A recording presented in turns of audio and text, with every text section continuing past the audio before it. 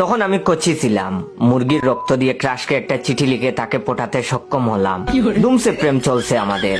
একদিন গার্লফ্রেন্ড পাঞ্জাবি পরে দেখা করতে বলল। আমি পাঞ্জাবি পরে একটা দৌড় দিলাম পার্কের উদ্দেশ্যে। রাস্তার সবাই আমার দিকে তাকিয়ে হাসছে। পার্কের এক কোণে মারিয়া বসেছিল। আমাকে দেখেই সে চোখ বুজে উল্টো ঘুরল। আমি তখন বললাম, কি হলো, লজ্জা পেলে বুঝি? তখন সে বলল, তুমি এটা কি পরে এসেছো? আমি তখন বললাম, কেন, পাঞ্জাবি। তখন সে বলল, কুত্তা, ওটা পাঞ্জাবি। আমি তখন বললাম, গালি দেও কেন? তখন সে আবার বলল, নিজের দিকে তাকাও, সি তুমি এত নীচ। আমি আহমক হয়ে গেলাম। আশ্চর্য, এভাবে বকা দেওয়ার কি আছে? আমি নিজের তাকাতেই শক খেলাম। গার্লফ্রেন্ডের সাথে দেখা করবো ভেবে সেই খুশির টেলায় পাঞ্জাবির বদলে বড় বোনের সেলোয়ার কামিজ পরে এসেছি। আস্তাগফিরুল্লাহ, একই হাল, কুমির কেটে আনলাম হাল। ওদিকে সবাই আমার দিকে তাকিয়ে হাসাহাসি করছে। আমি চোখ বন্ধ করে সেদিন এক দৌড়ে বাসায় চলে আসলাম। বাসায় গিয়ে রাগে দুঃখে সুখে ওয়াশরুমে গিয়ে চোখে সাবান মেখে কতক্ষণ হাউমাউ করে কাঁদলাম। সেই সাবান চিবিয়ে চিবিয়ে নিজেকে গালি দিলাম, আমি এত বোকা খেন। কিউ, হোয়াই টেল মি। মারিয়া আমার সাথে রাগ করলো। অনেক কষ্টে তার রাগ ভাঙাতে পারলাম না। সে আবার বলল, এবার দেখা করার সময় অবশ্যই পাঞ্জাবি পরবা। আমি তখন বললাম, আচ্ছা শোনা, পরবো। তখন সে বলল, আর উল্টাপাল্টা হলে ব্রেকআপ। আমি বললাম, ওকে জানটা, সমস্যা নেই। তখন সে বলল, কথাটা মনে রেখো। আমি তখন বললাম, অবশ্যই মনে থাকবে, কিন্তু ময়না, তুমি দেখা করার কথা বললে আমার হুঁশ থাকে না। তখন সে বলল, হাগুর কথা তো ঠিকই মনে থাকে। তখন আমি বললাম, এরকম সিমার্কা কথা বলো না। তখন সে বলল, বাইরে আসছি, বিকালে এসো পার্কে। আমি দেখা করার কথা শুনে অতি আনন্দিত হলাম। আনন্দে আত্মহারা টাইপ অবস্থা। আকাশে বাতাসে উড়ছি। গেলাম পাঞ্জাবি পরে দেখা করতে। এবার যাওয়ার সাথে সাথে মারিয়া কান বরাবর চোর মারলো। গুড়ানটি দিয়ে পড়ে গিয়ে নিজের দিকে তাকালাম। পাঞ্জাবি পরছি ঠিকই, পায়জামা পরতে ভুলে গেছি। মারিয়া তখন উল্টো ঘুরে ব্রেকআপ করে চলে গেল। কলার পাতা জড়িয়ে আমি বাসায় আসলাম। ব্রেকআপের ডিপ্রেশনে আর পায়জামা না পড়ার লজ্জায় কুকড়ে গেলাম আমি। তেজপাতা গুল করে সিগারেট হিসেবে খেলাম। ইচ্ছে করেই খাসতে থাকলাম। কোকা কোলার সাথে সেলাইন মিশিয়ে মাতাল হওয়ার বং ধরে বিছানায় পড়ে রইলাম 2 দিন।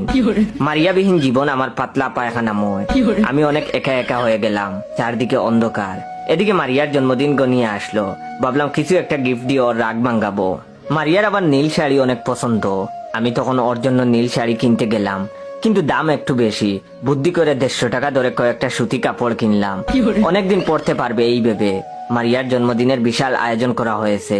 আমি ওদের বাসায় যেতেই মারিয়ার সাথে চোখাচোখি হলো। আমাকে দেখে সে খুশি হয়ে বলল, আমি জানতাম তুমি আসবে। তখন আমি তাকে বললাম, আমি তোমাকে ছাড়া বাঁচবো না ময়না। তখন সেও বলল, আমিও বাবু, কিন্তু আর ভুল করো না কিন্তু। তখন আমি তাকে বললাম, আসলে তোমার কথা মাথায় এলেই আমি কেমন জানি হয়ে যাই। তখন সে বলল, হয়েছে থাক, আর সাহিত্যিক হতে হবে না। তখন আমি বললাম, তোমার জন্য গিফট নিয়ে এসেছি। তখন সে বলল, ওয়াও, লাভ ইউ। কি এনেছো বাবু? তখন আমি তাকে বললাম, তুমি নিজেই খুলে দেখো। মারিয়া গিফট বক্স নিয়ে খুললো। 3টা কাপড় দেখে আমার দিকে বুক রুচকে তাকালো। চোখে মুখে স্পষ্ট রাগের ছাপ। আমি ডুব গিলে বললাম, হয়েছে কি? তখন সে বলল, এসব বুড়ি মানুষের কাপড় এনেছো কেন? তুমি জানো না আমার নীল শাড়ি পছন্দ। ওয়েট, ভিডিওটা শেষ করার আগে আপনাদের কাছ থেকে একটু সময় নিয়ে নিচ্ছি। দয়া করে আপনারা সবাই আমার রিয়েল পেজ ইওর জয়কে ফলো দিয়ে রাখবেন। আমার রিয়েল পেজের ফলোয়ার হচ্ছে 3,42,000-এর উপরে। তো সবাই দেখে শুনে রিয়েল পেজ ফলো দিবেন। এন্ড রিয়েল পেজ থেকে ভিডিওটা দেখলে বেশি বেশি করে শেয়ার করে দিবেন, যাতে করে আপনার শেয়ারে অন্যরা ভাইয়ের রিয়েল পেজটা পায়। তখন আমি তাকে বললাম, নীল শাড়ির অনেক দাম, তাই ভাবলাম কয়েকটা কাপড় নিয়ে যাই। বিয়ের পর এগুলো অনেকদিন পরতে পারবা, আর দামও কম। মারিয়া তখন কাপড়গুলো আমার মুখের উপর ছুঁড়ে মেরে বলল, গুষ্টি কিলাই তোর বিয়ের, হারামজাদা, তোর লগে ফাইনালি ব্রেকআপ। আমার নরম মনে গরম সেকা দিয়ে মারিয়া চলে গেল। আসার সময় হুচট খেয়ে পড়ে গিয়ে পায়ে ব্যথা পেলাম। কলিজার ব্যথা আরো বড় ব্যথা। নিজেকে শান্ত করার চেষ্টা করছি, পারছি না। ইচ্ছে করেই বারবার চোখে হাত দিয়ে কান্না করছি। রাস্তার মানুষ আজ দেখুক এক ব্যর্থ প্রেমিকের আর্তনাদ। মারিয়া কেন সেকা দিল, এর জন্য আমি করব প্রতিবাদ।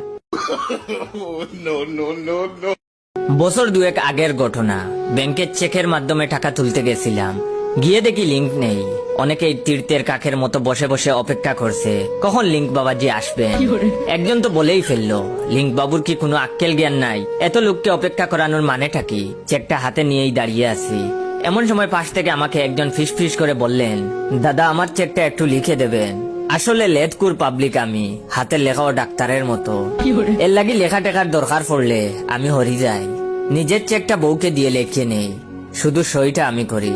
আমি তখন লোকটার মুখের উপর বলে দিলাম, আমার হাতের লেখা অতি জঘন্য, আপনি অন্য কাউকে গিয়ে বলুন। উনি অনুনয়ের সুরে বললেন, ঠিক আছে, আপনার চেকটা একটু দিন, দেখে দেখে লিখবো। আমি লোকটার এমন আবদার শুনে আশ্চর্য হয়ে গেলাম আর বললাম, সে কি? কি দেখে লিখবেন? আমার চেকে লেখার টাকার অ্যামাউন্ট আর আপনার অ্যামাউন্ট এক হবে নাকি? এবার ভদ্রলোক বললেন, আসলে কোন জায়গায় কি লিখতে হবে সেটা ঠিক বুঝতে পারছি না, এই প্রথম চেক পেলাম। আমি তখন বললাম, ও আচ্ছা বুঝেছি। এইবার তাকে বলে দিলাম কোথায় কি লিখতে হবে, কত টাকা তুলবে সেটার বানানো বলে দিতে হলো। ভদ্রলোক মাধ্যমিক পাস, কিন্তু ইংরেজিতে বড্ড খাঁচা, তাই 500 অনলি কথাটাও বানান করে বলে দিতে হলো।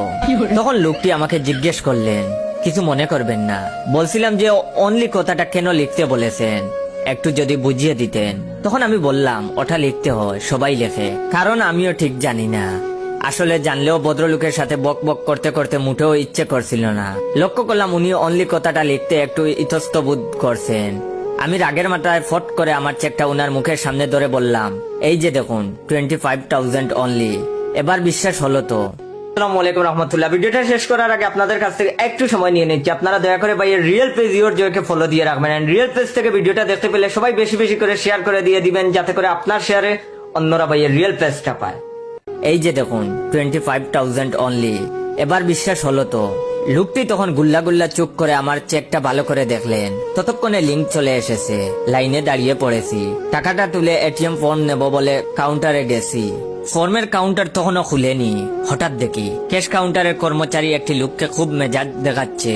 কৌতূহল বশত গিয়ে দেখলাম যে ভদ্রলোক আমার কাছ থেকে চেক লিখে নিয়ে গেলেন, চেকটা হাতে নিয়ে বেকুবের মতো দাঁড়িয়ে আছেন, যারটা তাকেই দেওয়া হচ্ছে। আমি তখন জানতে চাইলাম, কি ব্যাপার দাদা? ভদ্রলোকের কথা শোনার পর কিছুক্ষণের জন্য বুঝে উঠে পারলাম না রাখবো না হাসবো। ব্যাপারটা হলো, এত কিছু দেখানোর পরেও 500 এর পর অনলি কথাটা লিখতে তার মন সায় দেয়নি। উনি ওস্তাদি করে লিখেছেন 500 নাথিং। কাউন্টারের লোক যখন জিজ্ঞেস করেন এসব কি ভুলভাল লিখেছেন, নাথিং মানে, উনি তখন বিজ্ঞের মতো যুক্তি দিয়েছিলেন। আসলে এক ভদ্রলোক, অর্থাৎ আমার কথা বুঝাচ্ছেন। দেখলাম 25,000 পর লিখেছেন অনলি, তাই ভাবলাম 25,000 টাকা যদি মাত্র হয় তাহলে আমার 500 টাকা তো কিছুই না, তাই অনলি না লিখে নাথিং লিখেছি। আর একটা কথা বলা হয়নি, নাথিং কথাটা তিনি বাংলায় নাথিং লিখেছিলেন।